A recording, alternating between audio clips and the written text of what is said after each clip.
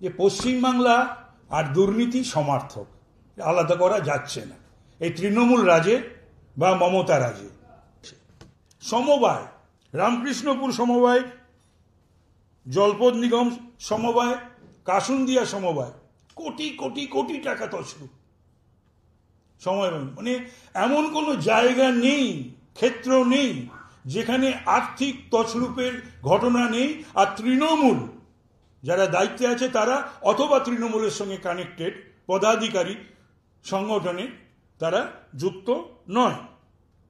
শৌচাগারের টাকা পর্যন্ত লুট করছে তৃণমূল এবং অন্যান্য প্রকল্পের টাকা, প্রধানমন্ত্রী আবাস যোজনার টাকা লুট করেছে। সিএজি সেটাকে মানেনি এবং হাইকোর্ট বলেছে 6 মাসের মধ্যে সরকারকে এর রিপোর্ট জমা দিতে হবে।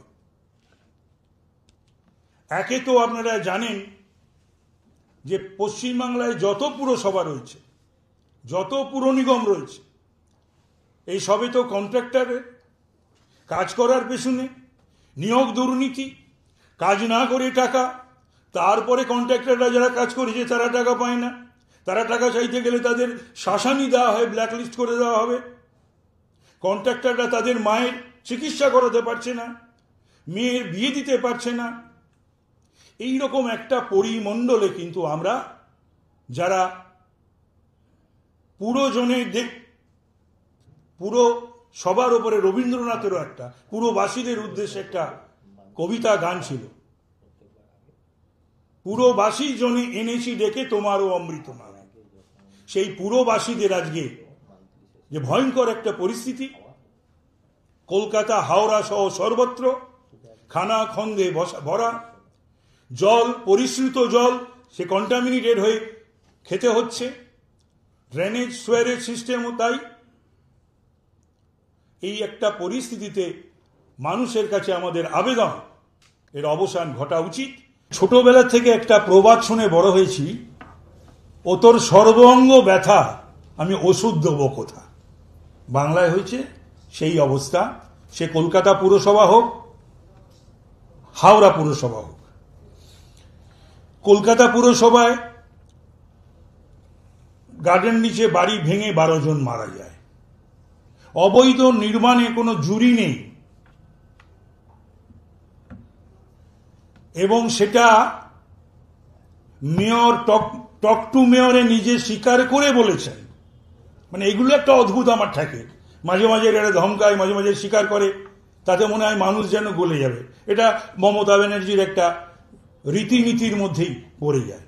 বলেছে যে এই অবৈধ নির্মাণের পেছনে পুরসভার আধিকারিকরা এবং পুলিশ রয়েছে, টক টু মেয়রে, অথচ অবৈধ নির্মাণ বন্ধ হয় না। কলকাতায় অল্প বৃষ্টি হলে বা ভারী বর্ষণ হলে মানুষ মারা যায়, 1 জন নয়, 2 জন নয়। সোয়ারেজ এবং ড্রেনেজের এমনই ব্যবস্থা, 12 জন মারা যায়। মমতা ব্যানার্জি সিএসসিকে দায়ী করেন, সিএসসির বিরুদ্ধে আজও কিছু হয় না। তার কারণ মেয়রের কন্যা সিএসসিতে চাকরি করে। স্বাস্থ্য, সেটাও ডেপুটি মেয়র নিয়ে রেখে দিয়েছেন হাতে। অদ্ভুত একটা ব্যাপার, আজকের দিনে পুরসভার স্বাস্থ্য বিভাগ তারা সুপার স্পেশালিটির দিকে নজর দিচ্ছে।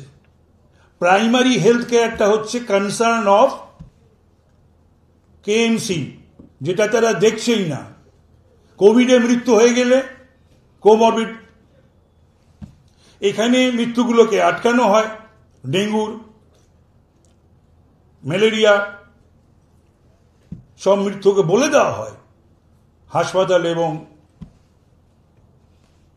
নার্সিংহোম ছোট বড় সকলকে, যে কজ অফ ডেথ কি লেখা হবে। এবং সবচেয়ে বড় কথা, সম্ভবত 82 নম্বরে একটা হাসপাতাল করেছে। ওটা তো কাজ নয়, সরকার হাসপাতাল করবে, পুরসভা হাসপাতাল করছে এবং আদার দেন পাবলিক হেলথ কাজ করাচ্ছে ডাক্তারদের দিয়ে, যে ডাক্তারদের স্নাতকোত্তর ডিগ্রি নেই, হুইচ দে শুড হ্যাভ যদি সুপার স্পেশালিটি করতে চায়। এই ধরনের তারপরে হচ্ছে ছোট ছোট জায়গায় রাস্তা নেই, ঘাট নেই, বিশেষ বিশেষ কিছু এলাকা। সেই এলাকাগুলো কি? সেই এলাকাগুলো হচ্ছে ওয়াটগঞ্জ, সেই এলাকাগুলো হচ্ছে হেস্টিংস, সেই এলাকাগুলো হচ্ছে খিদিরপুর। এই বিশেষ বিশেষ এলাকাগুলোতে একেবারে যা খুশি তাই নির্মাণ হচ্ছে, এবং এই নির্মাণগুলো ভাঙারও পর্যন্ত নির্দেশ দিচ্ছে কোর্ট। ভাঙার কথা বলছে পুরসভা, কিন্তু ভাঙা হচ্ছে না। কোথাও বাড়ি হেলে গিয়ে দুটো বাড়ি এক হয়ে যাচ্ছে।